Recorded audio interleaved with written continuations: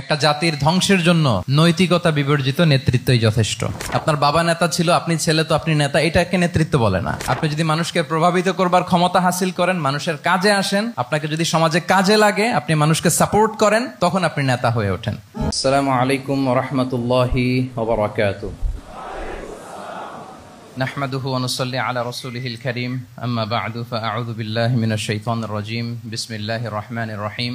لقد كان لكم في رسول الله أسوة حسنة لمن كان يرجو الله واليوم الآخر وذكر الله كثيرا صدق الله العظيم رب اشرح لي صدري ويسر لي أمري واحلل عقدة من لساني يفقه قولي। এর সিরাত প্রোগ্রামে কিছু কথা আমি উপস্থাপন করবার চেষ্টা করব, সেটা হচ্ছে প্রফেটিক লিডারশিপ, অর্থাৎ নবুবী নেতৃত্ব। আল্লাহ রাসূল সাল্লাল্লাহু আলাইহি ওয়াসাল্লামের নেতৃত্বের ধরন কেমন ছিল, কৌশলগুলো কেমন ছিল, স্ট্র্যাটেজি কেমন ছিল, রূপরেখা কেমন ছিল, এবং সেখান থেকে লেসন নিয়ে বর্তমান নেতৃত্বকে আমরা কিভাবে আরো ডেভেলপ করতে পারি, ইমপ্রুভ করতে পারি, এ নিয়ে সামান্য কিছু কথা আজকের এই প্রোগ্রামে আমি উপস্থাপন করার চেষ্টা করব ইনশাআল্লাহ বিইذনিল্লাহ। তো মূল আলোচনাতে যাওয়ার আগে আমাদের শুরুতে নেতৃত্ব জিনিসটা কি, what is leadership, what is the essence of leadership, এই বিষয়টা ক্লিয়ার হইতে হবে। এটা ক্লিয়ার হলে আমরা পুরো আলোচনাটা খুব ভালো করে উপভোগ করতে পারবো ইনশাআল্লাহ। আমি অডিয়েন্সের মধ্য থেকে শুনতে চাই যে নেতৃত্ব বলতে আমরা আসলে কি বুঝি, হোয়াট ইজ লিডারশিপ। লিডারশিপ মানে অন্যকে প্রভাবিত করবার ক্ষমতা, এটাই হচ্ছে মূলত লিডারশিপ। নেতৃত্ব মানে আপনার যদি অন্যকে ইনফ্লুয়েন্স করার ক্ষমতা থাকে, আপনার যদি মানুষকে ম্যানেজ করার ক্ষমতা থাকে, প্রভাবিত করবার ক্ষমতা থাকে, এটাই বেসিকলি লিডারশিপ। যদি আমরা অন্যকে প্রভাবিত করতে পারি তাহলে বাই ডিফল্ট আমি নেতা হয়ে উঠি। এটা হচ্ছে লিডারশিপের মূল সংজ্ঞা বা প্রকৃত কথা। লেটস সে ক্লাস শেষে একজন তার বন্ধুদেরকে বলল চল খেলতে যাই, তো কেউ কেউ রাজি, আবার অনেকে রাজি না। সে কনভিন্স করা শুরু করলো, ফাইনালি সে সবাইকে কনভিন্স করে খেলতে নিয়ে গেল, এই যে লিডার হয়ে গেছে। ক্লিয়ার হয়েছে না ব্যাপারটা? তাহলে বেসিকলি অন্যকে প্রভাবিত করবার যে ক্ষমতা, এটাই হচ্ছে কি লিডারশিপ। যদি আমরা অন্যকে প্রভাবিত করতে পারি, ইনফ্লুয়েন্স করতে পারি। আমাদের সমাজে কিংবা রাষ্ট্রে আমরা যে সমস্যাগুলো দেখি, এগুলো বেসিকলি পোর লিডারশিপের কারণে। Poor leadership, because of poor leadership. যদি যথাযোগ্য নেতৃত্ব আমরা তৈরি করতে পারতাম, যোগ্য নেতৃত্ব যদি আমরা হাজির করতে পারতাম, তাহলে এই সমস্যাগুলো থাকতো না। আমরা আল্লাহ রাসূল সাল্লাল্লাহু আলাইহি ওয়া আলিহি ওয়াসাল্লামের নেতৃত্বের গুণাবলীগুলো, যদি ওনার যে লিডারশিপ ট্রেডস, লিডারশিপ ফিচার্সগুলো আছে, এগুলো যদি আমরা খেয়াল করি, তাহলে দেখবো যে এগুলো দিয়ে তিনি পুরো একটা জাতি, একটা ভূখণ্ডের জীবনধারা পাল্টে দিয়েছিলেন। তাহলে নেতৃত্বের দিক থেকে অ্যাজ এ লিডার তিনি কতটা সফল, এটা খুব ক্লিয়ার আমাদের কাছে। আমরা এখন দেখার চেষ্টা করব যে রাসূল সাল্লাল্লাহু আলাইহি ওয়াসাল্লামের লিডারশিপটা আসলে কোন ধরনের লিডারশিপ ছিল, কোন ধরনের নেতৃত্ব ছিল, এবং সেখান থেকে বর্তমান সময়ে আমরা কি করে যুগোপযোগী নেতৃত্ব তৈরি করতে পারি। প্রথম যেটা বলতে হবে সেটা হচ্ছে আল্লাহ রাসূল সাল্লাল্লাহু আলাইহি ওয়া আলিহি ওয়াসাল্লামের নেতৃত্বটা ছিল সার্ভেন্ট লিডারশিপ। সার্ভেন্ট লিডারশিপ মানে হচ্ছে কাজের মধ্য দিয়ে নেতা হওয়া। বেসিক্যালি আপনি যখন মানুষের কাজে লাগবেন বা কাজে আসবেন, তখনই আপনি নেতা। যদি আপনাকে সমাজে কোনো কাজে না লাগে, সমাজে যদি আপনি রেলেভেন্ট হতে না পারেন, কাউকে সাপোর্ট করতে না পারেন, গাইড করতে না পারেন, তাহলে তো নেতা হয়ে ওঠা আপনার পক্ষে সম্ভব হবে না। তাহলে যদি কাজে লাগা যায় মানুষের, আপনি যদি কাজে লাগেন, আপনি যদি মানুষের উপকারে আসেন, তাহলে by default you are a leader. If you are society oriented, if you are people oriented, if you are service oriented, by default you are a leader. আমরা যদি আল্লাহ রাসূল সাল্লাল্লাহু আলাইহি ওয়া আলিহি ওয়াসাল্লামের জীবনের দিকে একটু খেয়াল করি, তাহলে দেখবো যে নবী হওয়ার আগেও কিন্তু আল্লাহ রাসূল সাল্লাল্লাহু আলাইহি ওয়াসাল্লামের এই ক্যারেক্টারিস্টিক্স গুলো ছিল, এই ফিচার গুলো ছিল। উনি মানুষের অনেক কাজে এসেছেন, তিনি মানুষকে সাপোর্ট করতেন, বিপদে তাদের পাশে দাঁড়াতেন, তাই না? তিনি তো অফিসিয়ালি 40 বছর বয়সে নবী হলেন, যদিও আল্লাহর এলেমে তিনি অনেক আগে থেকেই নবী। কিন্তু দুনিয়াতে আল্লাহ রাসূল সাল্লাল্লাহু আলাইহি ওয়াসাল্লাম যখন 40 বছর বয়সে উপনীত হলেন, তখনই তো হেরা গুহায় নাজিল হলো ইকরা বিসমি রাব্বিকাল্লাযী খালাক, read in the name of your lord who has created. এই যে 5টা আয়াত নাজিল হলো, উনি নিয়ে আসলেন, কাঁপতে লাগলেন।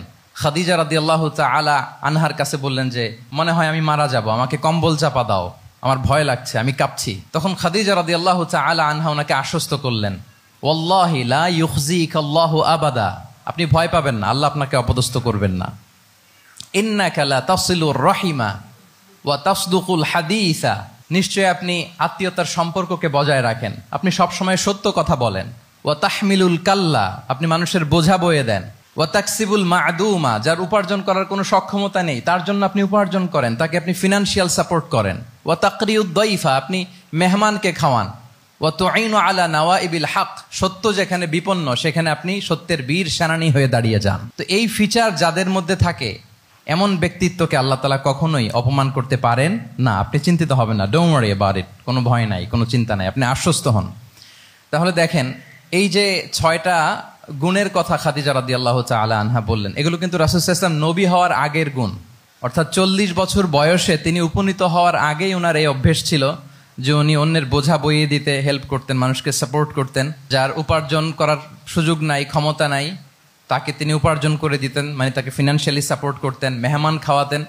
তার মানে নবী হওয়ার আগেই উনি জনকল্যাণমূলক কাজে নিজেকে সম্পৃক্ত রেখেছেন।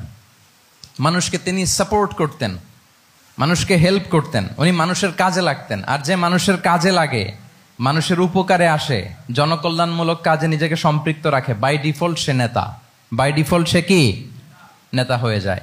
তাহলে to serve before to lead, নেতৃত্ব এটা আসলে পজিশনের সাথে সম্পৃক্ত না, ইটস অল অ্যাবাউট ইনফ্লুয়েন্স। আপনার বাবা নেতা ছিল, আপনি ছেলে তো আপনি নেতা, এটাকে নেতৃত্ব বলে না। আপনি যদি মানুষকে প্রভাবিত করবার ক্ষমতা হাসিল করেন, মানুষের কাজে আসেন, আপনাকে যদি সমাজে কাজে লাগে, আপনি মানুষকে সাপোর্ট করেন, তখন আপনি নেতা হয়ে ওঠেন। তাহলে রাসূল সাল্লাল্লাহু আলাইহি ওয়াসাল্লামের লিডারশিপটা যদি বুঝতে হয়, প্রথম কথা হচ্ছে ওনার লিডারশিপের প্যাটার্নটা ছিল সার্ভেন্ট লিডারশিপ, মানে সার্ভিস দেওয়ার মধ্য দিয়ে উনি নেতা বনে গেছেন। নবী হওয়ার আগেই ওনার মধ্যে এই ট্রেড ছিল, উনি মানুষকে সার্ভিস দিতেন। আরবিতেও একটা কথা আছে, সাইয়্যিদুল কওমি খাদিমুহুম, মানে যিনি সমাজের নেতা তিনি হবে সমাজের সবচেয়ে বড় খাদেম। যিনি নেতা হবেন তিনি সমাজের সবচেয়ে বড় কি হবেন? খাদেম হবেন। আমি টোটাল 12টা পয়েন্ট আলোচনা করবার চেষ্টা করবো ইনশাআল্লাহ। প্রথম পয়েন্টটা হচ্ছে সার্ভেন্ট লিডারশিপ, মানে to serve before to lead. নেতা হওয়ার আগে খাদেম হইতে হবে। কি হইতে হবে? খাদেম হইতে পারলে আপনি বাই ডিফল্ট নেতা। তাহলে আল্লাহ রাসূল সাল্লাল্লাহু আলাইহি ওয়া আলিহি ওয়াসাল্লামের নেতৃত্বের প্রথম কথা হচ্ছে ওনার লিডারশিপ প্যাটার্নটা ছিল সার্ভেন্ট লিডারশিপ, এটা হচ্ছে নাম্বার 1। 2 নাম্বার কথা হচ্ছে নেতৃত্বের জন্য যেটা লাগে সেটা হচ্ছে কম্পিটেন্স। কিছু কম্পিটেন্স লাগে, এর মধ্যে অন্যতম কম্পিটেন্স হচ্ছে এলোকোয়েন্স, বাগ্মিতা, বক্তব্যের পারঙ্গমতা, এটা লাগে। মানে যিনি নেতা হবেন তিনি কথা বলতে জানতে হবে, কথা বলতে পারতে হবে। এবার বলেন তো আল্লাহ রাসূল সাল্লাল্লাহু আলাইহি ওয়াসাল্লামের এই কোয়ালিটিটা ছিল কি ছিল না? অসাধারণ কমিউনিকেশন স্কিল ছিল আল্লাহ রাসূল সাল্লাল্লাহু আলাইহি ওয়া আলিহি ওয়াসাল্লামের। এবং ওনার পাবলিক স্পিকিং এর যে কি দক্ষতা, আমরা ওনার বিভিন্ন বক্তব্যে, ওনার জুমার খুতবায়, ওনার বিভিন্ন আলোচনায়, বক্তব্যগুলো থেকে আমরা বুঝতে পারি। তাহলে নেতা হইতে হলে তার এলোকোয়েন্স লাগে, বাগ্মিতা লাগে। একজন মানুষ সর্বপ্রথম কোন জিনিসের প্রেমে পড়ে জানেন? কথার প্রেমে পড়ে। কিসের? কথার প্রেমে পড়ে। কথার ধরন, কণ্ঠস্বর, তার অ্যাটিটিউড, তার শব্দের জাদু, এটা মানুষের হৃদয়কে জয় করে ফেলে। আল্লাহ রাসূল সাল্লাল্লাহু আলাইহি ওয়া আলিহি ওয়াসাল্লাম তিনি নিজেও বলেছেন, ওয়া ইন্না মিনাল বায়ানি লা সিহরা, কিছু কিছু বক্তব্যের মধ্যে জাদু আছে। তো রাসূল সাল্লাল্লাহু আলাইহি ওয়াসাল্লামের এই এলোকোয়েন্স ছিল, এলোকোয়েন্স। তিনি বলতেন, উতিতু জাওয়ামিউল কালিম, আল্লাহ তাআলা আমাকে সর্বমর্ম বাচন ভঙ্গির অধিকারী করেছেন। মানে উনি যেটা বলতেন এটা ছিল very precise in wording but comprehensive in meaning. এটার যে দোতনা, এটার যে appeal to the heart of the people, to the heart of the listener, এটা অসাধারণ, মানুষের হৃদয়কে জয় করে ফেলতো। আল্লাহু আকবার। তাহলে নেতা হইতে হইলে তার কমিউনিকেশন স্কিল লাগবে। কি বলেন? লাগবে। এখন নেতা আসছে, উনি বক্তব্য করতে পারতেছে না, তাহলে কি নেতা হইতে পারবে? তাহলে পাবলিক স্পিকিং, কমিউনিকেশন স্কিল, এটা ইটস এ মাস্ট, এটা নেতার লাগবে। যেমনটি রাসূলুল্লাহ সাল্লাল্লাহু আলাইহি ওয়া আলিহি ওয়াসাল্লামের ছিল। উনি সর্বমর্ম বাচন ভঙ্গির অধিকারী ছিলেন। বলতেন কম, কিন্তু এটার অ্যাপিল ছিল অনেক বেশি, এটার ব্যাখ্যা হয়ে যেত অনেক। রাসূল সাল্লাল্লাহু আলাইহি ওয়াসাল্লামের সবচাইতে বড় ভাষণটি ছিল বিদায় হজের ভাষণ, খুব সম্ভবত। ওই ভাষণের টেক্সটগুলোকে যদি একসাথে করা হয়, আমার মনে হয় 10 মিনিটের বেশি লাগবে না ওই টেক্সটগুলো পড়তে। তার মানে সবচাইতে বড় যে ভাষণ ওনার, ওটা কত ছিল? 10 থেকে 12 মিনিটের ভাষণ ছিল। আমরা তো ঘন্টার পর ঘন্টা বক্তব্য করি, তারপরেও তো আমরা মানুষের মনকে খুশি করতে পারি না। উনি সেই যে 1400 বছর আগে 10 মিনিটের একটা ছোট্ট ভাষণ দিলেন, গোটা বিশ্ব আজও হাবুডুবু খায় ওই ভাষণের ভেতর, ঠিক কিনা বলেন? তাহলে উতিতু জাওয়ামিউল কালিম, আমি সর্বমর্ম বাচন ভঙ্গির অধিকারী। সুবহানাল্লাহ, ভেরি প্রেসাইজ এন্ড ক্লিয়ার। কতটা প্রেসাইজ এন্ড ক্লিয়ার ছিল রাসূল সাল্লাল্লাহু আলাইহি ওয়াসাল্লামের বক্তব্য?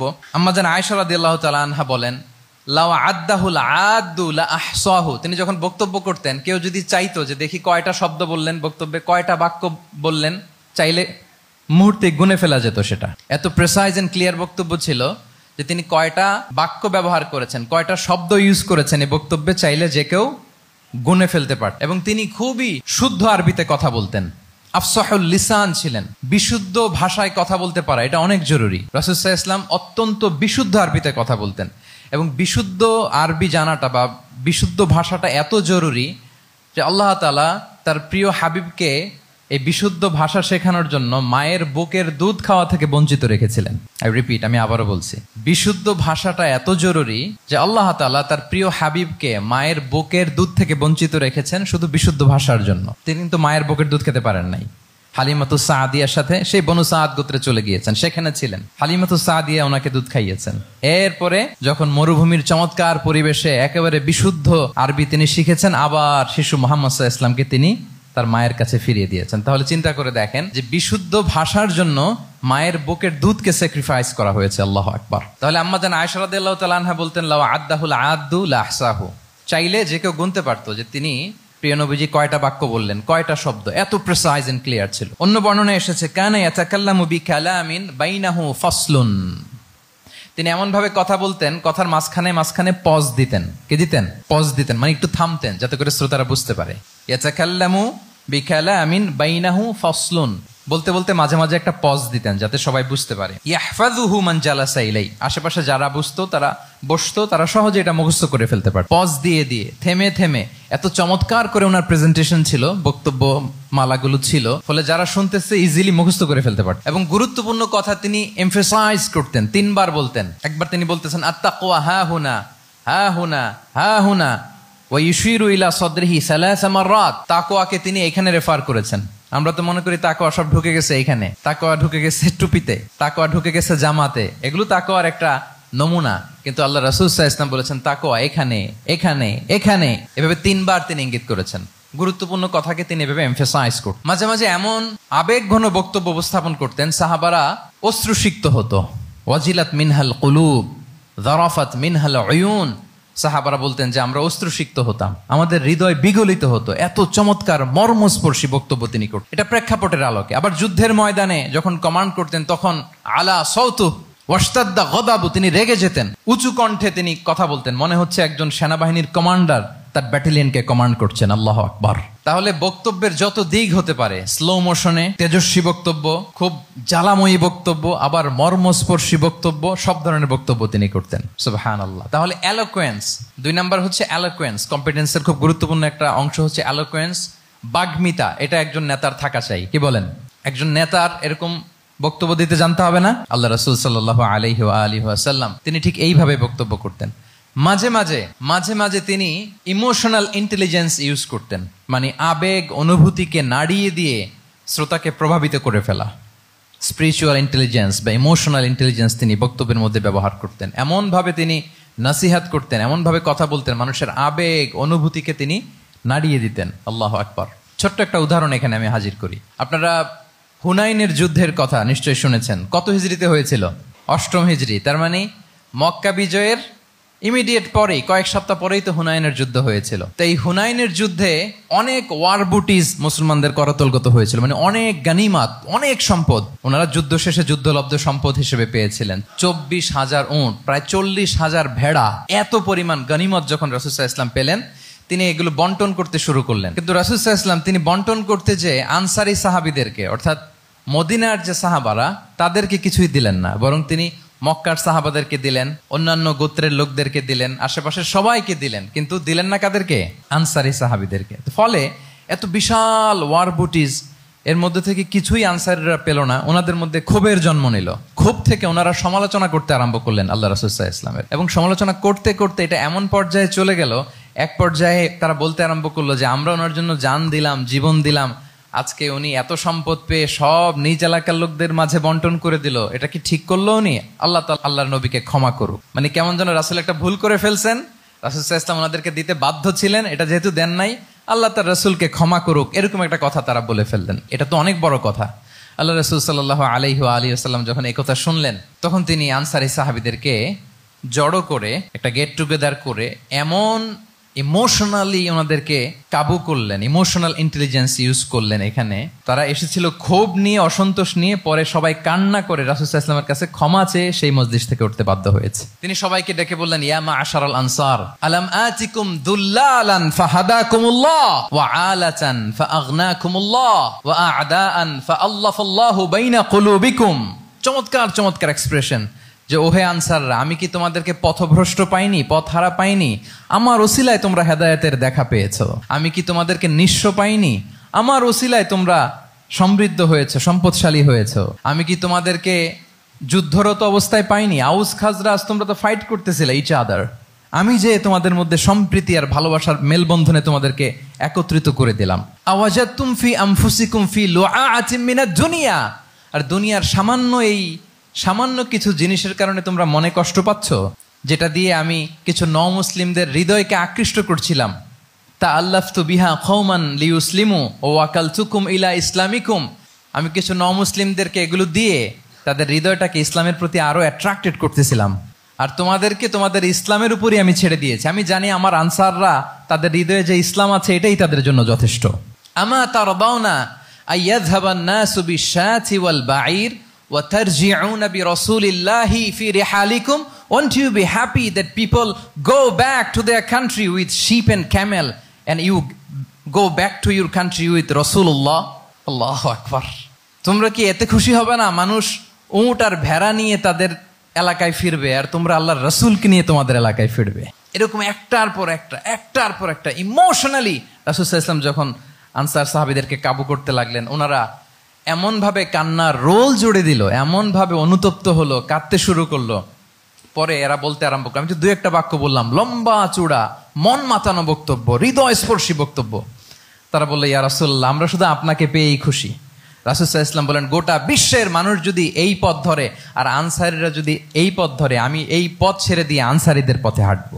আল্লাহ তুমি আনসারদের ক্ষমা করো, তাদের সন্তানদের ক্ষমা করো, তাদের নাতিদেরকে ক্ষমা করো। এভাবে মর্মস্পর্শী বক্তব্য যখন ইমোশনাল ইন্টেলিজেন্স দিয়ে যখন রাসূল সাল্লাল্লাহু আলাইহি ওয়াসাল্লাম বললেন, সব আনসারী সাহাবারা কাঁদতে আরম্ভ করলেন।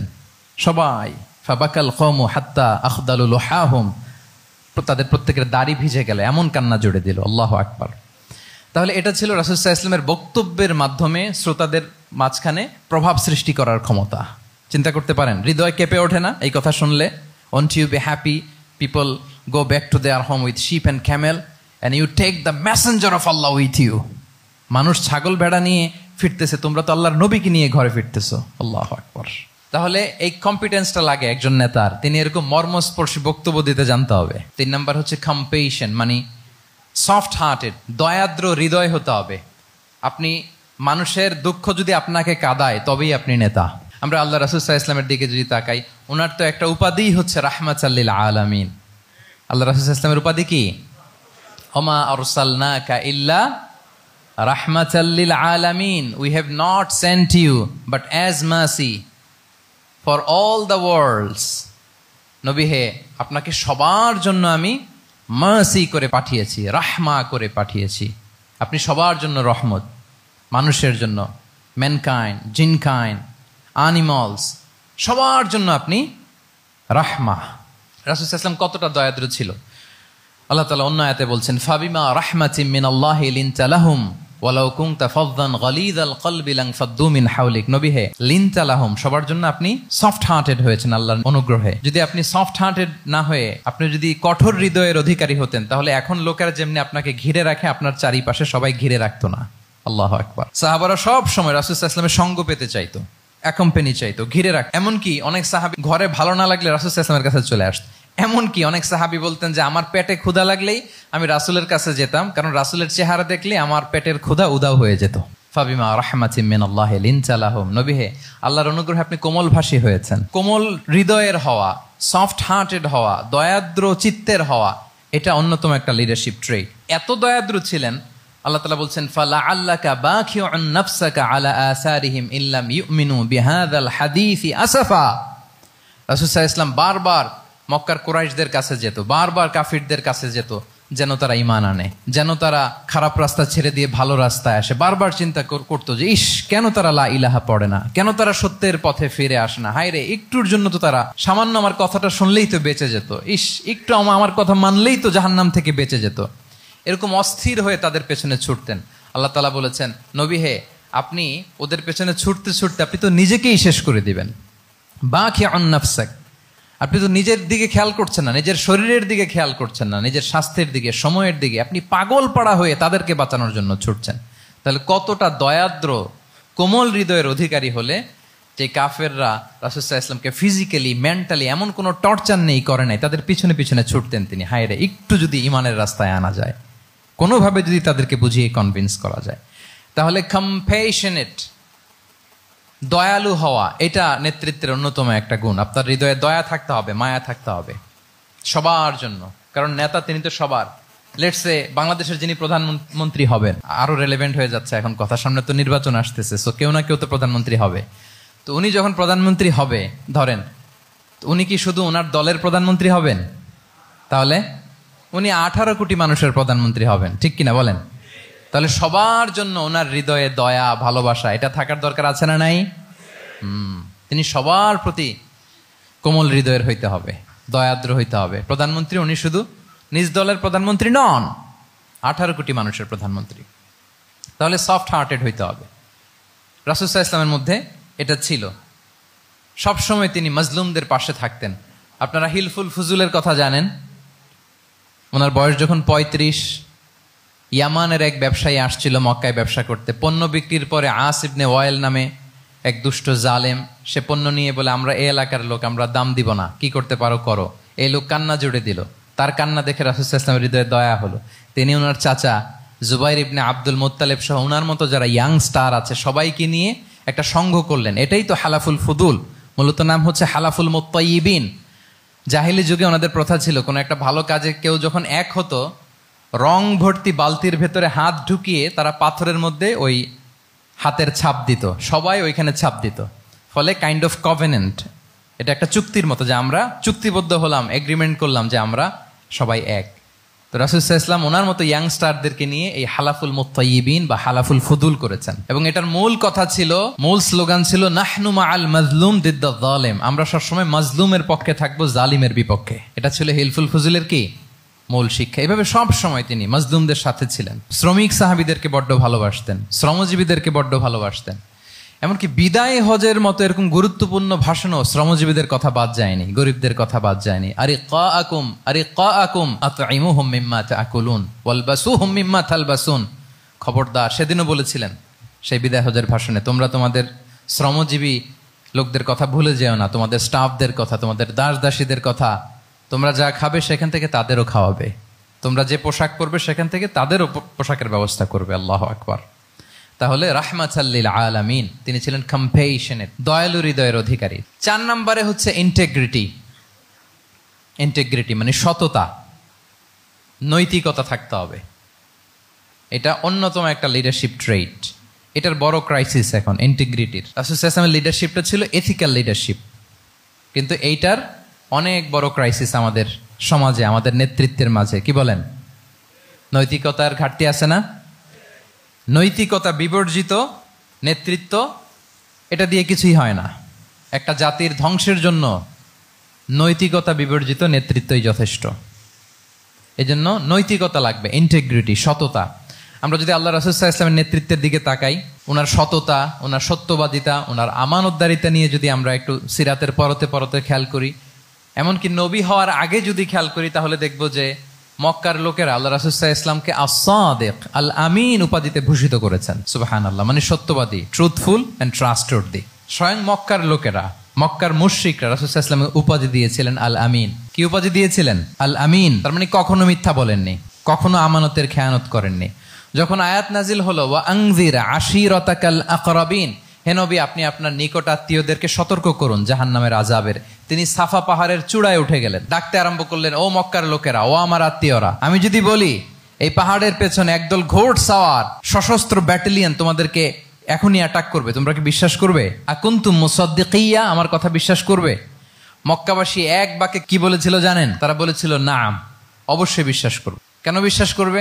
বলে যে মা জাররাবনা আলাইকা ইল্লা সিদকা, we have never ever experienced a single lie from you in our life. আমরা জীবনে কোনোদিন তোমার মিথ্যা বলতে শুনি নাই।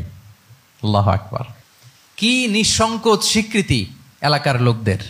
এইটা আমাদের সমাজে অনেক বড় ক্রাইসিস, আমানতদারিতা, ট্রাস্টওয়ার্থিনেস। সো এখান থেকে আমাদের শিখতে হবে, অনেক কিছু রিভাইজ করতে হবে আমাদেরকে। এই যে নতুন বাংলাদেশের চমৎকার সময় এসেছে, আর 54 বছরও হয়তো আমরা এই সুযোগ পাবো না। এজন্য আমাদেরকে শিখতে হবে রাসূল সাল্লাল্লাহু আলাইহি ওয়াসাল্লামের যে ইন্টিগ্রিটি, ওনার যে ট্রাস্টওয়ার্থিনেস, এই আমানতদারিতা থেকে আমাদেরকে শিখতে হবে। তাহলে নেতাকে আস্থার জায়গা তৈরি করে নিতে হয়। রাসূল সাল্লাল্লাহু আলাইহি ওয়াসাল্লাম এটা ধীরে ধীরে তৈরি করেছেন। আপনারা জানেন যে উনি নবুয়তের আগে পার্টনারশিপে বিজনেস করতেন খাদিজা রাদিয়াল্লাহু তাআলা আনহার সাথে। মানে খাদিজা রাদিয়াল্লাহু তাআলা আনহার ইনভেস্টমেন্ট আর উনি শ্রম দিতেন। তো উনি সিরিয়াতে গিয়েছেন পণ্য নিয়ে, মালামাল নিয়ে। ওনার ব্যবসা বাণিজ্যের ধরন কেমন এটা দেখবার জন্য খাদিজা রাদিয়াল্লাহু তাআলা আনহা ওনার এক বান্ধবীকে পাঠিয়েছিলেন ওই ক্যারাভ্যানে, ওই কাফেলায়। নাম ছিল মাইসারা। তো মাইসারাকে বলেছে, মাইসারা তুমি দেখবা যে টাকা পয়সা আবার উল্টাপাল্টা করে কিনা, ঠিকঠাক মতো ব্যবসা করে কিনা, আমার huge investment, on behalf of me তুমি এই ক্যারাভ্যানে থাকবে আর দেখবে যে মোহাম্মদ ঠিকঠাক বিজনেসটা করে কিনা। আল্লাহু আকবার। মাইসারা এই সফর শেষে এসে খাদিজা রাদিয়াল্লাহু তাআলা আনহার কাছে এমন পজিটিভ রিভিউ দিয়েছে, এই রিভিউ শুনেই খাদিজা রাদিয়াল্লাহু তাআলা আনহা বিষ্ণু ইসা ইসলামকে বিয়ে করার জন্য রাজি হয়ে গেছেন। আলহামদুলিল্লাহ। মাইসারা এসে রিভিউ দিতে লাগলো যে মোহাম্মদ সে সবার চেয়ে আলাদা সাল্লাল্লাহু আলাইহি ওয়াসাল্লাম।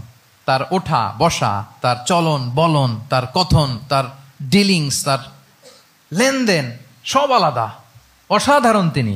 মাইসারার রিভিউ শুনে আল্লাহু আকবার, খাদিজা রাদিয়াল্লাহু তাআলা আনহা তিনি অবাক হয়ে গেলেন এবং তিনি বিয়ের প্রস্তাব পাঠালেন।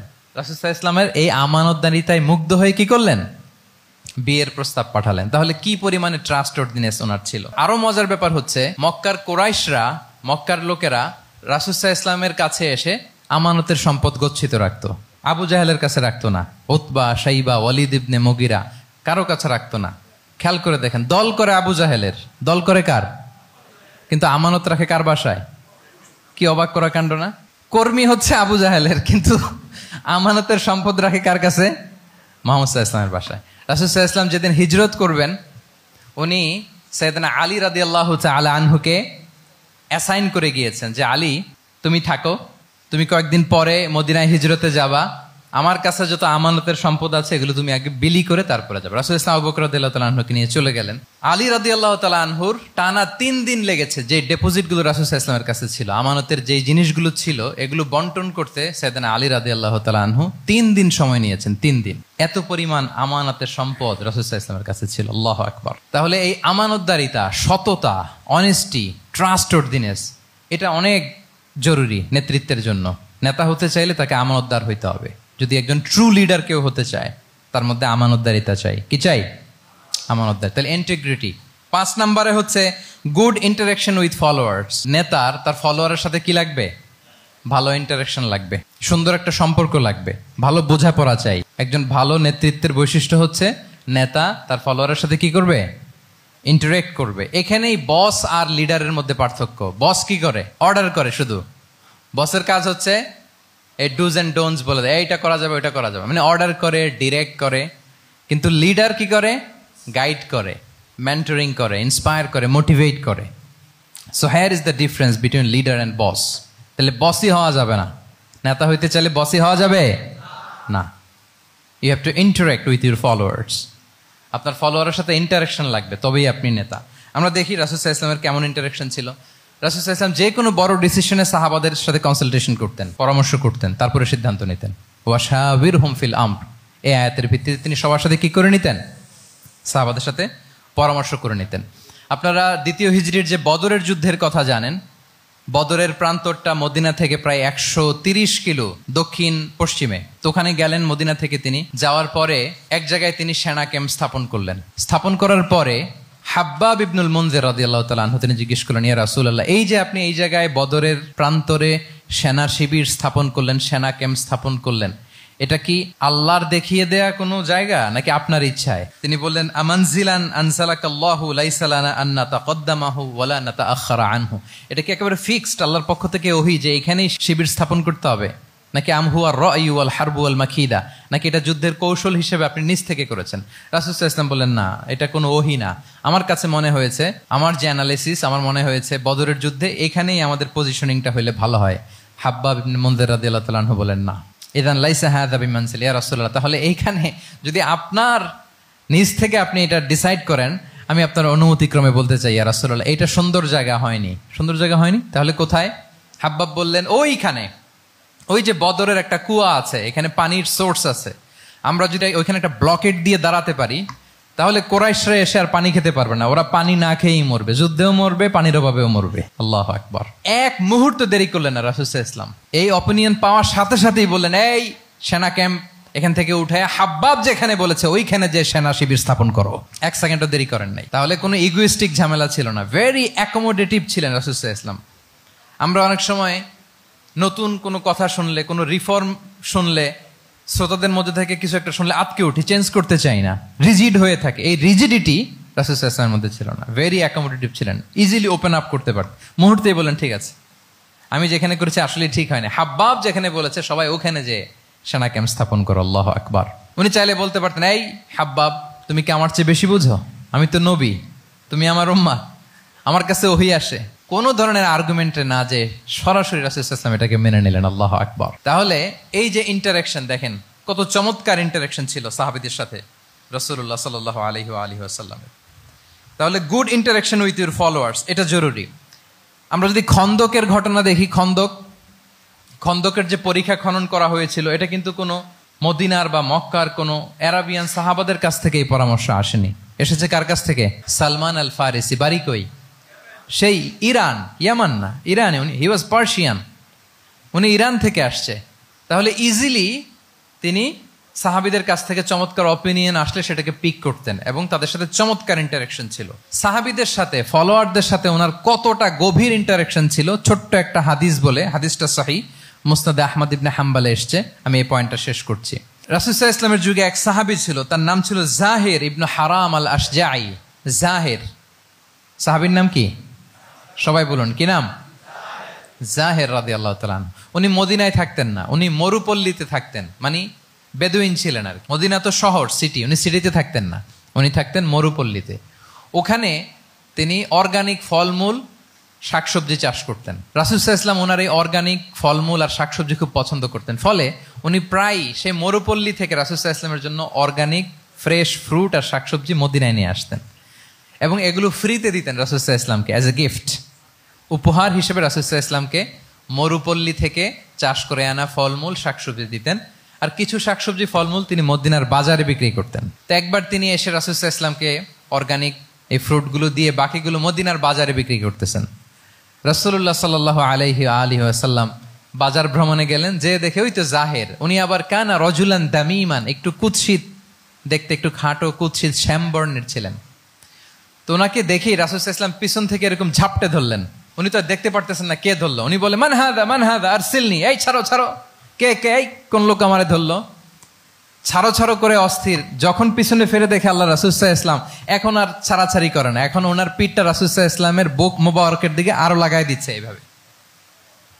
সুবহানাল্লাহ। এতক্ষণ বলে এই কে, ছাড়ো ছাড়ো, যখন দেখে রাসূল সাল্লাল্লাহু আলাইহি ওয়াসাল্লাম এখন আর তাড়াহুড়ো করতেছে না, এখন ওনার পিঠটা রাসূল সাল্লাল্লাহু আলাইহি ওয়াসাল্লামের বুক মোবারকের সাথে আরো ঠেলে দিচ্ছে।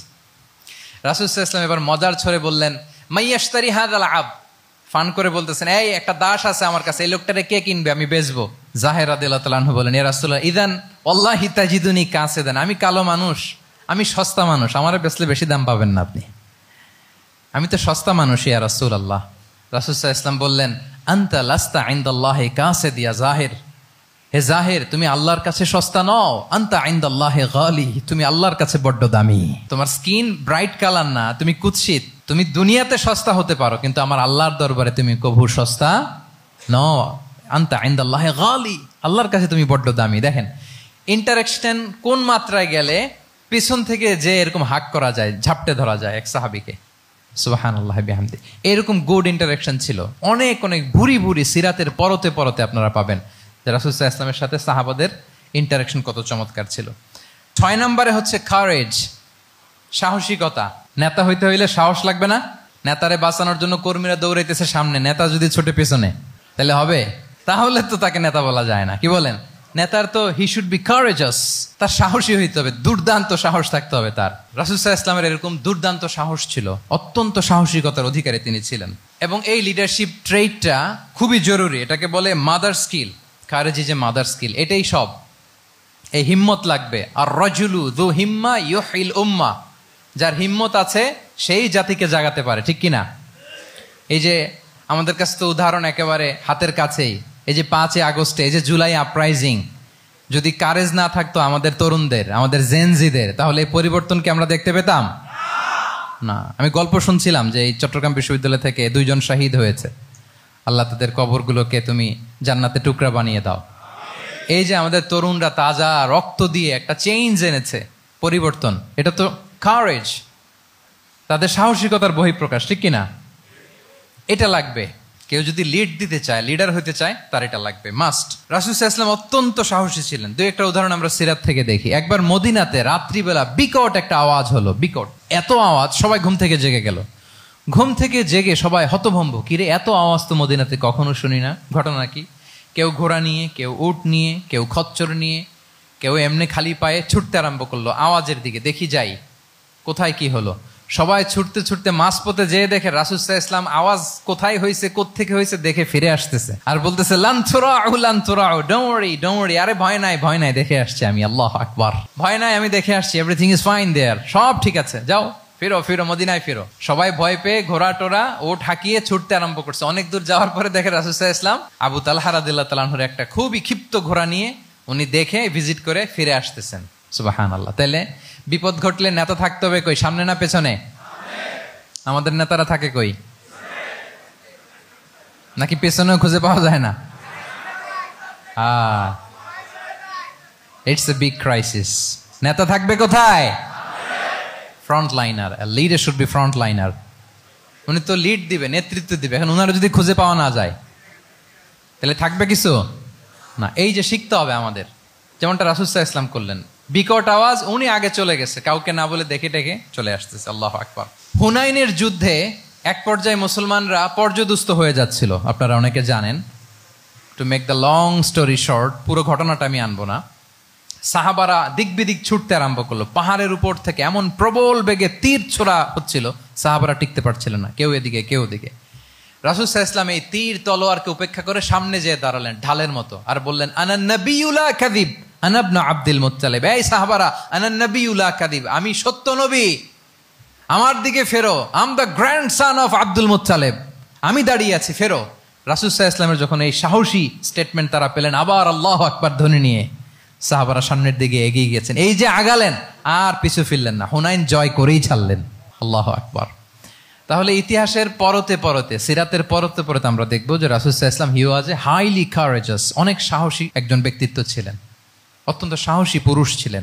তাহলে নেতা হইতে হইলে তার কি লাগবে? সাহসিকতা লাগবে, তার তো লিড দিতে হবে ফ্রন্ট লাইন থেকে। এবং কাপুরুষতা, ভীরুতা, এটা থেকে রাসূল সাল্লাল্লাহু আলাইহি ওয়াসাল্লাম পানাহ চেয়েছেন। আল্লাহুম্মা ইন্নী আউযু বিকা মিনাল হাম্মি ওয়াল হাসান ওয়া আউযু বিকা মিনাল আজজি ওয়াল কাসাল ওয়া আউযু বিকা মিনাল জুবনি ওয়াল বুখল। জুবন মানে কি? ভীরুতা, কাপুরুষতা। হে আল্লাহ, আমি ভীরুতা থেকে, কাপুরুষতা থেকে পানাহ চাই। আমরা যেন কাপুরুষ না হই, আমরা যেন ভীরু না হই, আমরা যেন সত্যের বীর সেনানী হয়ে আবু সাঈদের মতো এরকম 2 হাত প্রসারিত করে দাঁড়াতে পারি, ঠিক কিনা? এই যে কারেজাস আবু সাঈদ, হ্যাঁ, is the icon of courage of Bangladesh. কি বলেন? এই যে বুক টান টান করে যে হাত 2টা প্রসারিত করে দাঁড়ালো, আল্লাহু আকবার। গোটা বিশ্ব এখন তাকে আইকনিক ফিগার হিসেবে মেনে নিস। কি বলেন? গোটা বিশ্ব তাকে চিনছে, তার জন্য দোয়া করছে। তাহলে courage, it's an essential leadership trade, এটা লাগবে প্রিয় ভাইয়েরা। আল্লাহ তাআলা এই কারেজ, এই সৎ সাহস দিয়ে আমাদেরকে ধন্য করুক। 7 নম্বরে হচ্ছে কনফ্লিক্ট রিজলভিং এবিলিটি, বিরোধ নিষ্পত্তি করার মতো যোগ্যতা থাকতে হবে নেতার। অর্থাৎ নেতা হইতে হবে এমন যে বিরোধকে নিষ্পত্তি করে দিতে পারে, মিটমাট করে দিতে পারে, ঝগড়া লাগলে মিটায়ে দিতে পারে। এটা গুরুত্বপূর্ণ কোয়ালিটি না নেতার জন্য? কি বলেন? রাসূল সাল্লাল্লাহু আলাইহি ওয়াসাল্লামের কিন্তু এটা ছিল, বিরোধ নিষ্পত্তি করা। রাসূল সাল্লাল্লাহু আলাইহি ওয়াসাল্লাম মক্কা থেকে মদিনায় যে 1 ঘন্টায় বছরের পর বছর চলে আসা যুদ্ধ, they use to fight each other, Aws and Khazraj, 1 ঘন্টায় যুদ্ধ থামাই দিয়েছেন। আল্লাহু আকবার। He was a very good mediator and arbitrator. রাসূল সাল্লাল্লাহু আলাইহি ওয়াসাল্লাম অত্যন্ত ভালো মধ্যস্থতাকারী ছিলেন, ভালো মধ্যস্থতাকারী তিনি ছিলেন। তিনি থামিয়ে দিতে পারতেন, বিরোধকে থামাতে পারতেন। আপনারা জানেন যে মক্কায় একবার সম্ভবত অগ্নিকাণ্ডের কারণে কাবা ঘর জ্বলে গিয়েছিল, ধ্বংস হয়েছিল, কিছু অংশ নষ্ট হয়ে গিয়েছিল। কাবাকে রিনোভেট করা হয়েছিল, ফলে কাবার একটা কর্নারে যে ব্ল্যাক স্টোন কর্নার, রুকনুল হাজারিল আসওয়াদ, হাজরে আসাদ পাথরকে সরিয়ে রাখা হয়েছিল। এখন কাবা যখন পুনর্নির্মাণ শেষ, ওই হাজরে আসওয়াদ পাথরকে আবার তার জায়গায় রাখা হবে। কিন্তু কে রাখবে? সবাই রাখতে চায়। সব দলের নেতারা বলে আমরা রাখবো। এক দলের নেতা বলে যে আমি রাখবো, এটা অনেক very prestigious and dignified issue, এই প্রেস্টিজ আমরা কাউকে নিতে দিব না। আরেক দলের নেতা বলে না, আমাদের পাওয়ার বেশি, আমরা রাখবো। আরেক দলের নেতা বলে যে না, এটা আমাদেরই। আরেকজন বলে রক্তের গঙ্গা বইয়ে দিব মক্কায়, কিন্তু এই সম্মান হাতছাড়া হতে দেব না। এখন জাতীয় 4 নেতা গেছে 4 দিকে, সমাধান তো নাই। পাথর কয়টা? পাথর তো মাত্র একটা। ইন দ্য মিন টাইম রাসূল সাল্লাল্লাহু আলাইহি ওয়াসাল্লাম আসলেন। রাসূল সাল্লাল্লাহু আলাইহি ওয়াসাল্লামকে দেখেই সবাই হ্যাপি। সবাই বলে যা আমিনুন রাদিনা বি, এই তো আলামিন আসছে, ওই ফয়সালা করবে। আল্লাহ রাসূল সাল্লাল্লাহু আলাইহি ওয়াসাল্লাম বললেন কি হয়েছে? এই ঘটনা। জাতীয় 4 নেতা বলে এই পাথর নিয়ে তারা নিজেরা রাখবে, কাউকে দিবেন। রাসূল সাল্লাল্লাহু আলাইহি ওয়াসাল্লাম বললেন ঠিক আছে, একটা চাদর নিয়ে আসো। চাদর নিয়ে আসা হলো। এবার জাতীয় 4 নেতা চাদরের 4 কর্নার ধরে দাঁড়ালো। রাসূল সাল্লাল্লাহু আলাইহি ওয়াসাল্লাম নিজ হাতে হাজরে আসওয়াদ তুলে চাদরের মাঝখানে রাখলেন। এবার 4 নেতাকে বললেন আসো তোমরা আমার সাথে। তারা আগাতে লাগলো। কাবা ঘরের সামনে যখন আসলো, রাসূল সাল্লাল্লাহু আলাইহি ওয়াসাল্লাম নিজ হাতে, ওনার বরকতময় হাতে আবার হাজরে আসওয়াদ ধরে ঠিক জায়গায় মতো রেখে দিলেন। এতক্ষণ কিন্তু 4 নেতা কি বলছে? কাউরে ধরতে দিব না, কাউকে। কিন্তু এখন চাদরের কোনা ধরেই happy. This is called conflict resolving ability. একজন নেতার এরকম কনফ্লিক্ট, সমাজে যখন এই ধরনের বিরোধ তৈরি হয়, ঝামেলা তৈরি হয়, মারামারির মতো পরিস্থিতি তৈরি হয়, সংঘাতের মতো একটা সিচুয়েশন হয়, নেতা এটাকে রিজলভ করার ক্যাপাসিটি, এবিলিটি তার থাকতে হবে। আল্লাহ রাসূল সাল্লাল্লাহু আলাইহি ওয়াসাল্লামকে আল্লাহ তাআলা এটা দিয়েছিলেন। আল্লাহু আকবার। শুধু বড় বড় জিনিস না, ছোট ছোট জিনিসও করতে হয়। লেটস সে নিজ দলের নেতা কর্মীদের মধ্যে মারামারি, নিজ দেশের ভেতরে মারামারি, দেশের সাথে প্রতিবেশী দেশের বিরোধ, রিজিওনাল সুপার পাওয়ার হলে আশেপাশের অনেকগুলো দেশের মধ্যে বিরোধ, আপনাকে নেতা হয়ে এগুলো মিটমাট করে দিতে হবে। সুপার পাওয়ার যদি হয়ে যান, গোটা বিশ্বের যেখানে ঝামেলা লাগে, দেখেন না বড় বড় মোড়লরা কি করে? ওই কাতারে বসে বসে ওই আফগানিস্তান, তারপর ওই ইসরায়েল, কাতার মিলাই দিচ্ছে, দেখেন না এগুলো নিউজে আপনারা? This is called conflict resolving ability. কনফ্লিক্টকে রিজলভ করতে জানতে হয়।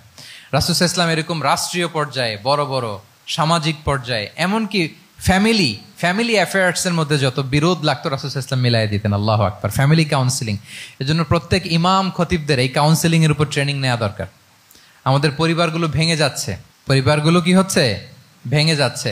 আমি পশ্চিমা দেশে আমাদের অনেক স্কলারদের দেখেছি, যারা ইমাম এবং খতিব, তাদের আলাদা করে উইকলি 7 ঘন্টা, 8 ঘন্টা, 10 ঘন্টা এরকম রাখতে হয় ফ্যামিলি কাউন্সিলিং এর জন্য। যাদের মধ্যে বিরোধ, হাজব্যান্ড ওয়াইফের ঝামেলা চলতেছে, উনি কাউন্সিলিং করে। এটা খুব জরুরি। আল্লাহ রাসূল সাল্লাল্লাহু আলাইহি ওয়াসাল্লাম এটা করতেন, সাহাবাদের মধ্যে করতেন, ইভেন নিজের স্ত্রীদের মধ্যেও করতেন। সহিহ বুখারীতে এসেছে, ওনার স্ত্রীদের মধ্যে 2টা গ্রুপ ছিল। পজিটিভলি নেন, 2টা গ্রুপ, আবার এটা ওই গ্রুপ মনে করেন না। অর্থাৎ মানবিক কারণে সামান্য যে জেলাসি থাকে এক স্ত্রীর সাথে আরেক স্ত্রীর, এটা তো খুব স্বাভাবিক। ওই ওনাদের মধ্যে একসাথে তো এট এ টাইমে খুব সম্ভবত 9 জন স্ত্রী বেঁচে ছিলেন। হাফসা রাদিয়াল্লাহু তাআলা আনহাকে কেন্দ্র করে একটা গ্রুপ, আয়েশা রাদিয়াল্লাহু তাআলা আনহাকে কেন্দ্র করে একটা গ্রুপ। তাদের মধ্যে অনেক কথাবার্তা, কিছু মানবিক কারণে যেগুলো হয়, এটা কিন্তু ছিল। রাসূল সাল্লাল্লাহু আলাইহি ওয়াসাল্লাম প্রায় ওনাদেরকে নিয়ে বসে এগুলো রিজলভ করে দিতেন। ওনার নিজের কন্যা ফাতেমা রাদিয়াল্লাহু তাআলা আনহার সাথে আলী রাদিয়াল্লাহু তাআলা আনহার যদি মনোমালিন্যের ঘটনা ঘটতো, এগুলো উনি রিজলভ করে দিতেন।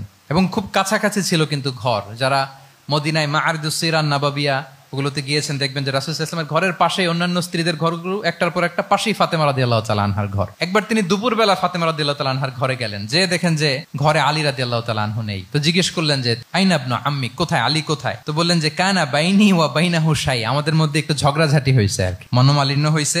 ফাগাদাবানি, উনি একটু রেগে গেছেন আমার উপর। ফাখারাজা ফালাম ইয়াকিল ইনদি, প্রত্যেকদিন খাওয়ার পরে তো এখানেই কাইলুলা করে, আজকে আর ঘরে কাইলুলা করে নাই, কই যেন চলে গেছে। তো কোথায় গেল? রাসূল সাল্লাল্লাহু আলাইহি ওয়াসাল্লাম লোক পাঠালো, খুঁজে দেখো আলী কোথায়। আলী রাদিয়াল্লাহু তাআলা আনহু উনি মনের কষ্ট নিয়ে মসজিদে নববীর মধ্যে শুয়ে আছেন। তো রাসূল সাল্লাল্লাহু আলাইহি ওয়াসাল্লাম খুঁজতে খুঁজতে মসজিদে নববীর ভেতরে গেলেন, দেখলেন যে উনি যে শুয়ে আছে, ওনার গায়ের জামাটা এক পাশে পড়ে আছে, আর বালুর মধ্যে ওনার শরীর পড়ে আছে। তো উনি ডাকলেন কুম ইয়া আবা তোরাব, কুম ইয়া আবা তোরাব, হে বালির বাবা আলী, বালির বাবা আলী ওঠো ওঠো। মজা করে বললেন যে ইয়া আবা তোরাব, যেহেতু বালি লেগে আছে গায়ে, বালির বাবা আলী ওঠো। ওখান থেকে ধরে এনে ফাতেমা রাদিয়াল্লাহু তাআলা আনহার কাছে নিয়ে দুইজনকে পাশে বসি, এই যে আবার মিটমাট। এটা ছিল রাসূল সাল্লাল্লাহু আলাইহি ওয়াসাল্লামের ডেইলি বেসিসে একটা অ্যাক্টিভিটি। কনফ্লিক্ট তিনি রিজলভ করে দিতেন। সেই বুখারীতে একটা অধ্যায় আছে কিতাবুস সুলহি ফিল বুখারীতে, বুখারীতে আছে কিতাবুস সুলহ, এটার নাম, অধ্যায়টার নাম হচ্ছে কিতাবুস সুলহ, মানে মীমাংসা করে দেওয়ার অধ্যায়। একটা পরিচ্ছেদ আছে, পরিচ্ছেদের নাম হচ্ছে বাবু কওলিল ইমামি লি আসহাবিহি ইযহাবু বিনা নুসলিহ বাইনাহুম। রাসূল সাল্লাল্লাহু আলাইহি ওয়াসাল্লাম প্রায় বলতেন যে আমাকে নিয়ে যাও, আমি মিলাই দিব। ঝগড়া ঝাঁটি মারামারির কথা শুনলে রাসূল সাল্লাল্লাহু আলাইহি ওয়াসাল্লামের বিখ্যাত ডায়লগ এটা। উনি বলতেন, আরে ঝগড়া, ইযহাবু বিনা, আমি আছি, আমারে নিয়ে যাও, আমি মিলাই দিব। আমাকে নিয়ে যাও, আমি সংশোধন করে দিব। আল্লাহু আকবার। তাহলে কনফ্লিক্ট রিজলভিং এবিলিটি এটা একজন নেতার থাকা চাই। 8 নম্বরে হচ্ছে visionary. A leader should be futuristic. সময়ের আগে চলতে পারা, এটা নেতার কাজ। He should see beyond the boundary, out of the box. তাকে আউট অফ দ্য বক্স চিন্তা করতে হবে। কর্মীরা যদ্দূর দেখে এরপর থেকে নেতা দেখা শুরু করবে, তখন সেই হয়ে উঠবে নেতা। এটাকে বলে ভিশনারি। এই ট্রেটটা একটা লিডারশিপ ট্রেট, খুব গুরুত্বপূর্ণ লিডারশিপ ট্রেট, মানে ফারসাইটেডনেস থাকা, দূরদর্শিতা থাকা, ফিউচারিস্টিক অ্যাটিটিউডের হওয়া, সময়ের আগে চলতে পারা, মানে আগ থেকে আন্দাজ করতে পারা। রাসূল সাল্লাল্লাহু আলাইহি ওয়াসাল্লামের মধ্যে এটা ছিল। কেমন ছিল? ওনার দুই একটা উক্তি আমি কয়েকটা হাদিস শেয়ার করি। তিনি বলতেন, ইন্নাল্লাহা যাওয়ালি আল আরদা ফারাআইতু মাশআরিকাহা ওয়া মাগারিবাহা ওয়া ইন্না মুলকা উম্মতি সায়াবলুগু মুলকুহা মা যুবিয়ালি মিনহা। আল্লাহ তাআলা এই পৃথিবীটাকে ফোল্ড করে ছোট রেপ্লিকা বানিয়ে আমার সামনে তুলে ধরেছেন। ফারাআইতু মাশারিকাহা ওয়া মাগারিবাহা, আমি পৃথিবীর প্রাচ্য পাশ্চাত্য সবটুকুন দেখেছি। আর আমি যদ্দূর দেখেছি ঠিক তদ্দূর জায়গায় আল্লাহ তাআলা লা ইলাহার বাণী পৌঁছে দিবে। পৃথিবীতে এমন কোনো জায়গা আছে যেখানে লা ইলাহার ধ্বনি উচ্চারিত হয় না? এমন কোনো জায়গা নেই। তার মানে ফিউচারিস্টিক। সে 1400 বছর আগের কথা, যে পৃথিবীর আনাচে কানাচে কোথাও বাকি থাকবে না, সব জায়গায় ইসলাম পৌঁছে যাবে। অন্য জায়গায় বললেন, লায়াবলাগান্না হাযাল আমরু মা বালাগাল লাইলু ওয়ান নাহার ওয়ালা ইয়াতরুকুল্লাহু বাইতা মাদার ওয়ালা ওয়াবার ইল্লা আদখালাহুল্লাহু হাযাদ দ্বীন। এই ইসলাম যেখানে দিন হয় রাত হয়, পৃথিবীর যেখানে দিন রাত্রি সংঘটিত হয়, সব জায়গায় পৌঁছবে। এমন কোনো কাঁচা ঘর, পাকা ঘর, কোনো জঙ্গল, কোনো পাহাড়, কোনো ভূখণ্ড, এই পৃথিবীতে কোনো এমন কোনো জনপদ থাকবে না যেখানে ইসলামের বাণী পৌঁছবে না। সব জায়গায় পৌঁছে যাবে। আল্লাহু আকবার। তাহলে এটা হচ্ছে ফিউচারিস্টিক অ্যাটিটিউডের ব্যক্তিত্ব হওয়ার কারণে তিনি এমনটি বলেছেন। আগাম বুঝে ফেলতেন। আপনারা হুদাইবিয়ার সন্ধির কথা জানেন না? হুদাইবিয়ার ট্রিটির কথা শুনেছেন না? 1400 সাহাবা গিয়েছিলেন ওমরা করতে। ওরা ওমরা করতে দিবে না, সন্ধি করো। তো কি সন্ধি? বলে যে রসুলুল্লাহ লেখা যাবে না, মুহাম্মদ রসুলুল্লাহ, নো রসুলুল্লাহ, রসুলুল্লাহ কাটো। সাহাবিরা বলে আমরা কাটতে পারবো না। রাসূল ইসলাম বললেন না না, কেটে ফেলো। কাটা হলো। এই বছর ওমরা করতে পারবো না, সাহাবারা বলে আমরা মানি না। রাসূল ইসলাম বললেন এটাও মেনে নাও। আগামী বছর আসবা ওমরা করতে, থাকতে পারবা মাত্র 3 দিন। কয়দিন? সাহাবিরা বলে অসম্ভব, এটা আমাদের ভূখণ্ড, আমরা যতদিন মনে চায় থাকবো। রাসূল ইসলাম বললেন না না, বাদ সেদ না, মেনে নাও। মক্কা থেকে কোনো লোক মদিনায় গেলে আমাদেরকে মক্কায় ফেরত দিতে হবে, কিন্তু মদিনা থেকে কেউ মক্কায় আসলে আমরা ফেরত দেব না। দেখছেন ক্লজগুলো? দেখছেন একটার পর একটা, সবগুলো কাফিরদের পক্ষে যায়। কোনো সাহাবা রাজি হচ্ছেন না, কিন্তু আল্লাহ রাসূল সাল্লাল্লাহু আলাইহি ওয়াসাল্লাম কি বলেন? মেনে নাও, রাজি। কারণ সাহাবারা তো অতটুক দেখতে পারতেছে না। বলেন 3 তালা উপর থেকে, 3 তালা ভবন থেকে একজন মানুষ যদ্দূর দেখে, 30 তালা ভবনের উপর থেকে কি ওইরকমই দেখে? পানোরামিক ভিউ দেখে, সে অনেক বড় করে দেখে। আর 3 তালা উপর থেকেই সামান্য কিছু দেখে। রাসূল সাল্লাল্লাহু আলাইহি ওয়াসাল্লাম অনেক দূর দেখতে পাচ্ছিলেন। তিনি চিন্তা করলেন, কিছু বছর যদি আমাদের মধ্যে দাঙ্গা হাঙ্গামা যুদ্ধ বন্ধ থাকে, আমরা গ্লোবালি ইসলামকে ছড়াই দিতে পারবো।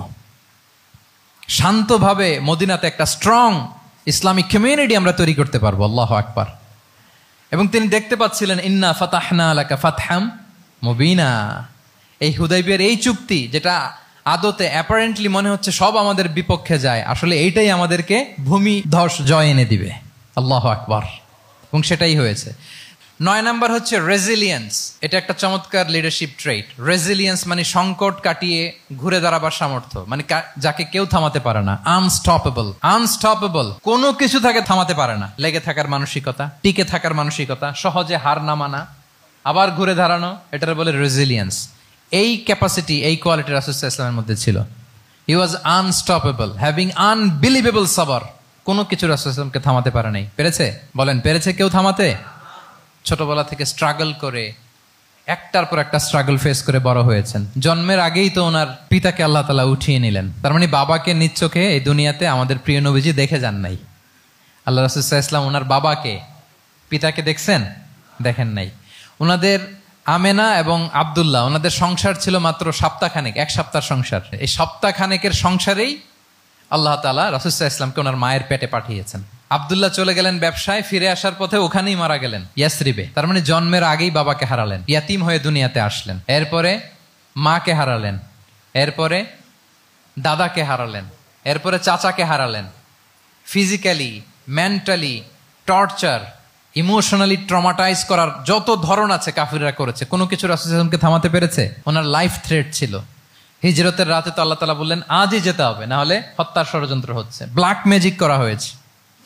রাসূল সাল্লাল্লাহু আলাইহি ওয়াসাল্লাম খাসির মাংস, খাসির যে বাজুর মাংস, এটা পছন্দ করতেন। খাইবারে এক ইহুদি নারী এই খাসির মাংসের মধ্যে বিষ মিশিয়ে, পয়জন দিয়ে রাসূল সাল্লাল্লাহু আলাইহি ওয়াসাল্লামকে খাইয়েছিল হত্যার জন্য। একটার পর একটা। বলেন রাসূল সাল্লাল্লাহু আলাইহি ওয়াসাল্লামের মিশন থেকে এক চুল পরিমাণ ওনাকে পেছনে নেওয়া গিয়েছে?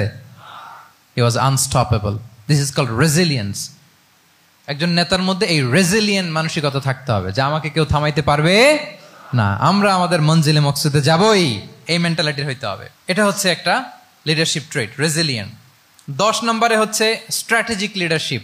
নেতার কৌশলী হতে হয়। তার যে লক্ষ্য, মিশন, ভিশন, এটা সে সুকৌশলে আদায় করে নিবে। শুধু স্ট্র্যাটেজি নিয়ে, রাসূল সাল্লাল্লাহু আলাইহি ওয়াসাল্লামের স্ট্র্যাটেজি নিয়ে সুদীর্ঘ আলোচনা হতে পারে। আমি দুই একটা স্ট্র্যাটেজির কথা বলি, দুই একটা ওয়ার স্ট্র্যাটেজি। যুদ্ধের ময়দানে উনি কি স্ট্র্যাটেজি অবলম্বন করতেন দেখেন। উনি যুদ্ধের ডিস্ট্রাকশনকে, ক্যাজুয়ালিটি মিনিমাইজ করবার জন্য ওনার নির্দেশনা থাকতো, খবরদার কোনো নারীর গায়ে হাত তুলো না যুদ্ধের ময়দানে, শিশুর গায়ে হাত তুলো না, কোনো পাদ্রীর গায়ে হাত তুলো না, উপাসনারত যে সন্ন্যাসীরা আছে তাদের গায়ে হাত তুলো না, ওই এলাকার গবাদি পশুগুলোকে মেরো না, গাছপালা ধ্বংস করো না, যারা তোমাদের বিরুদ্ধে তলোয়ার ধরেনি তাদেরকে অ্যাটাক করো না। আল্লাহু আকবার, হোয়াট এ স্ট্র্যাটেজি! এবং যুদ্ধ চলাকালীন সময়ে সব সৈনিককে উনি এক জায়গায় মোতায়েন করতেন না, 5 ভাগে ভাগ করে নিতেন। ডান পাশে মাইমানা, বাম পাশে মাইসারা, সামনে হচ্ছে মুকাদ্দিমাতুল জাইশ, মাঝখানে কালব, পেছনে খালফ। এইভাবে 5টা ব্যাটালিয়নে ভাগ করে তারপরে তিনি যুদ্ধ পরিচালনা করতেন। What a war strategy! বদরের যুদ্ধে যখন পৌঁছলেন মদিনা থেকে 130 কিলোমিটার দূরে, দূরে আফসা দেখা যায়, মরিচিকার মধ্যে দেখা যায় ওই যে মুশরিকরা ওখানে আসছে, কিন্তু তারা কতজন এটা তো বোঝা যায় না। তো কিছু ছেলে এই মরুভূমিতে থাকে, ওদেরকে পানি সরবরাহ করে। এদেরকে রাসূল সাল্লাল্লাহু আলাইহি ওয়াসাল্লাম জিজ্ঞেস করলেন যে কুরাইশরা যে আসছে তারা সংখ্যায় কত? এটা না জানলে তো উনি ওনার ওয়ার স্ট্র্যাটেজি ঠিক করতে পারবেন না, যুদ্ধের কৌশল। তো এরা বলে নাহনু লা নাদরি, আমরা জানি না কত। এখন এটা কিভাবে তিনি বের করবেন? সংখ্যায় তারা কত এটা তো আমাকে ফাইন্ড আউট করতে হবে। রাসূল সাল্লাল্লাহু আলাইহি ওয়াসাল্লাম বলেন যে ওরা কি খায়? বলে যে প্রতিদিন ওট জবাই করে খায়। তো রাসূল সাল্লাল্লাহু আলাইহি ওয়াসাল্লাম বলেন যে প্রতিদিন কয়টা ওট লাগে? বলে যে ইয়াউমান তিসআন ও ইয়াউমান আশরান। 2 দিন হয়েছে আসছে, তো প্রথম দিন দেখলাম 9টা জবাই করছে, আজকে দেখছি 10টা জবাই করছে। রাসূল সাল্লাল্লাহু আলাইহি ওয়াসাল্লাম বললেন ইদান আল কওমু মা বাইনা আত-তিসআমিয়া ওয়াল আলফ।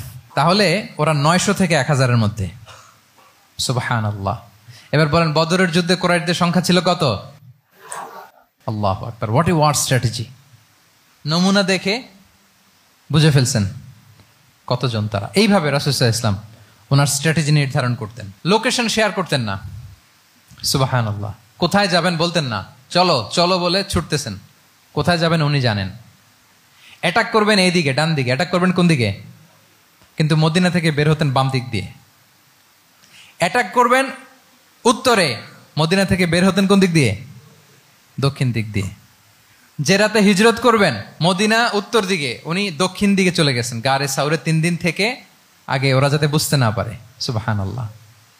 এটা ছিল রাসূল সাল্লাল্লাহু আলাইহি ওয়াসাল্লামের ওয়ার স্ট্র্যাটেজি। এবং সবাই যেই পথে মক্কা থেকে মদিনা যায় উনি কিন্তু ওই পথে যাননি। ক্যারাভেনগুলো, কাফেলাগুলো যেই পথে মক্কা থেকে মদিনা ইউজুয়াল রুট যেটা, যাননি। সাওয়াহেলি পথে, সাগরের পাশ দিয়ে স্পেশাল একজন গাইড ভাড়া করে তিনি গিয়েছেন। আল্লাহু আকবার।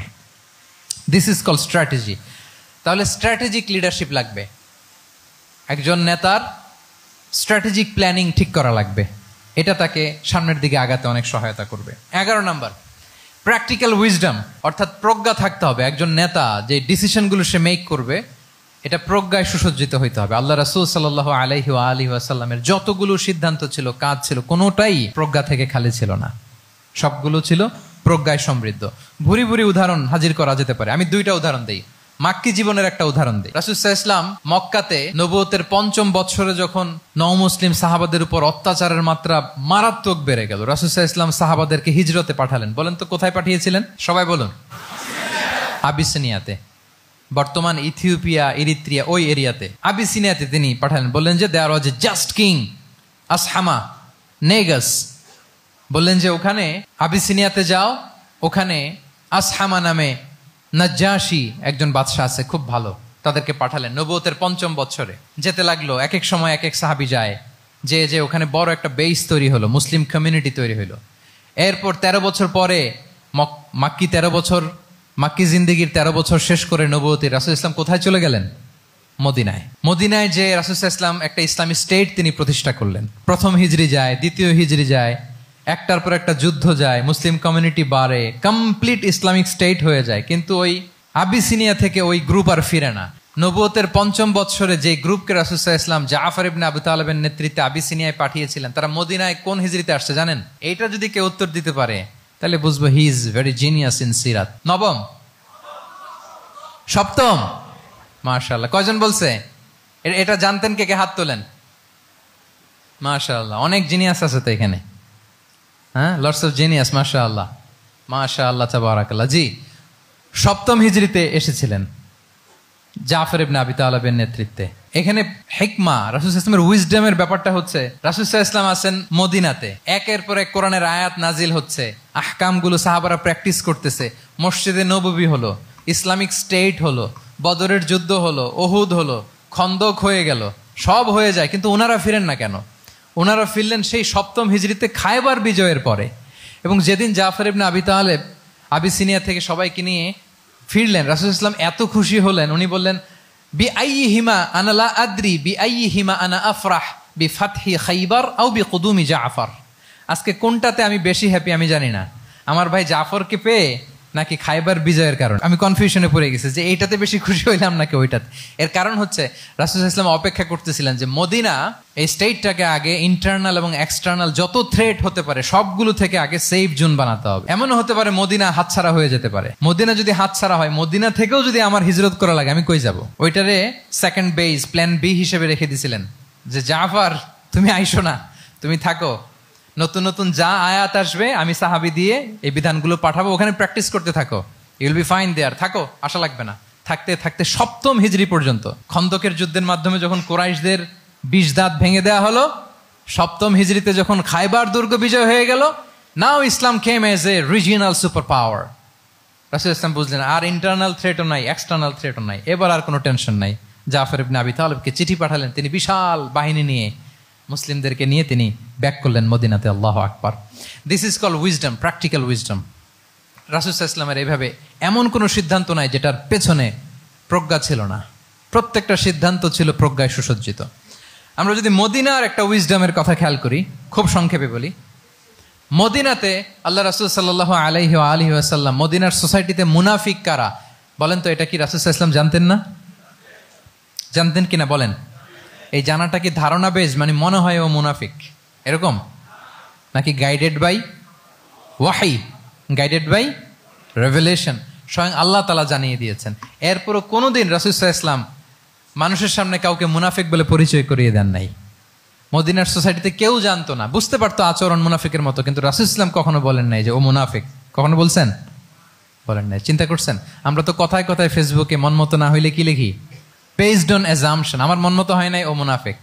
কিন্তু ওহী দ্বারা সুনিশ্চিত হয়েও রাসূল সাল্লাল্লাহু আলাইহি ওয়াসাল্লাম কাউকে মুনাফিক বলে অ্যাড্রেস করেন নাই। আল্লাহু আকবার। কেন করেন নাই? মুসলিম সাহাবারা চটে যাবে, মুনাফিকদেরকে হত্যা করবে, তখন মুশরিকরা, কোরাইশরা, ইহুদিরা কি বলবে? যে মুহাম্মদের অনুসারীরা একে অন্যকে হত্যা করে। কারণ মুনাফিকরা তো অন্য সাহাবীদের মতো তারাও মসজিদে নববীতে এসে রাসূল সাল্লাল্লাহু আলাইহি ওয়াসাল্লামের পেছনে নামাজ পড়তো। অ্যাপারেন্টলি দেখতে তো তারাও মুমিন, দেখতে তারাও কি মুমিন। কখনো রাসূল সাল্লাল্লাহু আলাইহি ওয়াসাল্লাম বলেন না। তবে হুযায়ফা ইবনুল ইয়ামান রাদিয়াল্লাহু তাআলা আনহু নামে একজন সাহাবী, উনি মদিনার গোয়েন্দা বিভাগের প্রধান ছিলেন রাসূল সাল্লাল্লাহু আলাইহি ওয়াসাল্লামের, উনাকে বলে গিয়েছিলেন কারা কারা মুনাফিক, নামের লিস্টটা অ্যাজ এ রেফারেন্স শুধু উনাকে বলেছিলেন, আর কাউকে বলেন নাই। এজন্য ওমরে ফারুক রাদিয়াল্লাহু তাআলা আনহু যখন মদিনার খলিফা, তখন তিনি কেউ মারা গেলে ওনাকে যখন জানাজার ইমামতির জন্য বলা হতো, উনি দেখতেন যে ওই জানাজায় হুযায়ফা গিয়েছে কিনা। যদি হুজাইফা ইবনুল ইয়ামান ওখানে যেতেন, উনি ওই নামাজের ইমামতি করতেন। আর যদি দেখতেন ওইখানে হুজাইফা নাই, ওইখানে ওমরও নাই রাদিয়াল্লাহু তাআলা আনহু, আল্লাহু আকবার, তিনি কৌশলে পাশ কাটিয়ে বলতেন অন্য কেউ এই নামাজের ইমামতি করে দাও, আমি যাব না। আল্লাহু আকবার। তাহলে রাসূল সাল্লাল্লাহু আলাইহি ওয়াসাল্লামের উইজডম দেখেন, তিনি কমিউনিটির মধ্যে ইউনিটি ধরে রাখার জন্য কখনো মুনাফিকদের নাম বাই নেম তাদেরকে চিনতেন, কখনো ডিসক্লোজ করেন নাই। আল্লাহু আকবার, দিস ইজ কল্ড উইজডম। 12 নম্বর হচ্ছে, লাস্ট পয়েন্ট হচ্ছে succession management. A good leader produces a good leader, a true leader produces a true leader. একজন ভালো নেতা সে ভালো নেতা তৈরি করে, কি বলেন? একজন যোগ্য নেতা আরো যোগ্য উত্তরসূরি তৈরি করে, ঠিক কিনা বলেন? আমি শুধু নেতা, নেতৃত্বের সব গুণ আমার মধ্যে খালি হাবুডুবু খায়, আমি কাউরে নেতা বানাতে পারলাম না, তো আমি চলে যাওয়ার পরে আমার দল চালাবে কে? আমার দেশ চালাবে কে? এই উম্মাকে নেতৃত্ব দিবে কে?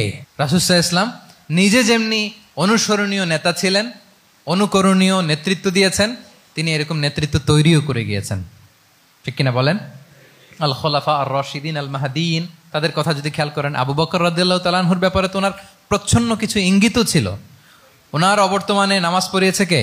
মসজিদে নববীতে আবু বকর রাদিয়াল্লাহু তাআলা আনহু।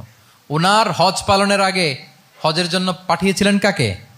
নবম হিজরিতে আবু বকর রাদিয়াল্লাহু তাআলা। এগুলো ছিল প্রচ্ছন্ন ইঙ্গিত। এবং সাকিফায়ে বনু সাঈদাতে ওমরে ফারুক বললেন যে আপনাকেই আমরা নেতা মানি, সবাই এক বাক্যে মেনে নিল। আজও ওই জায়গাটা মসজিদে নববীর এক পাশে সাকিফায়ে বনু সাঈদার বড় সাইনবোর্ড আছে, ওখানে বিকেলবেলা আনসারি সাহাবারা বসে গল্প করতেন। ওই জায়গাতে আবু বকর রাদিয়াল্লাহু তাআলা আনহুর খলিফা নির্বাচনের ব্যাপারটা ঘটেছিল। উনি ওসিয়ত করে গিয়েছিলেন ওমরে ফারুক রাদিয়াল্লাহু তাআলা আনহু খলিফা হবেন। ওমরে ফারুককে যখন অ্যাসাসিনেশন করা হলো, উনি একটা প্যানেল করে দিয়ে গেলেন, সেখান থেকে ওসমান রাদিয়াল্লাহু তাআলা আনহু হলেন। ওসমান রাদিয়াল্লাহু তাআলা আনহুর হত্যা পরবর্তী উদ্ভূত পরিস্থিতিতে আলী রাদিয়াল্লাহু তাআলা আনহু হলেন। একজনের চেয়ে আরেকজন শ্রেষ্ঠ, একজনের চাইতে আরেকজনের মানাকে অসাধারণ, অসাধারণ। এই যে নেতৃত্ব রাসূল সাল্লাল্লাহু আলাইহি ওয়াসাল্লাম এটা জীবদ্দশায় তৈরি করেছেন। যার যেখানে ক্যাপাসিটি দেখেছেন তাকে ওই দিকে উদ্বুদ্ধ করেছেন। যার মধ্যে যুদ্ধের ব্যাপারে জ্ঞান দেখেছেন তাকে যুদ্ধের সেনাপতি বানিয়েছেন। Khalid bin Walid, chief of the Muslim military, মুসলিম বাহিনীর সেনাপ্রধান ছিলেন কে? খালিদ বিন ওয়ালিদ। ওনার দিয়ে কখনো কবিতা লিখতে পাঠাইছেন রাসূল সাল্লাল্লাহু আলাইহি ওয়াসাল্লাম, কিন্তু হাসান বিন সাবিতকে দিয়ে কি করছেন? শুধু কি কবিতা লেখানো, ওনার মিম্বরের পাশে মসজিদে নববীতে আরেকটা মিম্বর বানাই দিয়েছেন, স্টেজ, যে তুমি এখানে দাঁড়িয়ে এমন জ্বালাময়ী কবিতা লিখবে যেন গুজবাম হয় মুসলমানদের, জেহাদের ময়দানের জন্য ঝাঁপিয়ে পড়ে। তাহলে খালিদ বিন ওয়ালিদকে দিয়ে এক কাজ করিয়েছেন, হাসান বিন সাবিতকে দিয়ে আরেক কাজ করিয়েছেন। মুআয ইবনে জাবাল রাদিয়াল্লাহু তাআলা আনহু প্রশাসনিক কার্যক্রম ভালো বুঝতেন। মদিনা রাষ্ট্রের সবচাইতে বড় সিনিয়র আমলা ছিলেন মুআয ইবনে জাবাল, ইয়ামানের গভর্নর করে পাঠিয়েছেন। ওনার এটাতে যোগ্যতা ছিল। যার যেখানে তিনি প্রতিভা দেখেছেন ইসলামের কল্যাণে, রাসূল সাল্লাল্লাহু আলাইহি ওয়াসাল্লাম ওই প্রতিভাগুলোকে কাজে লাগিয়েছেন। এইভাবে ওনার সাকসেশন ম্যানেজমেন্টকে উনি গড়ে তুলেছেন। ফলে ওনার পরবর্তীতে বছরের পর বছর ইসলামী নেতৃত্বের হাল ধরতে মুসলিম উম্মার বেগ পেতে হয় নাই, ঠিক কিনা বলেন? তাহলে a good leader, a true leader produces a good leader.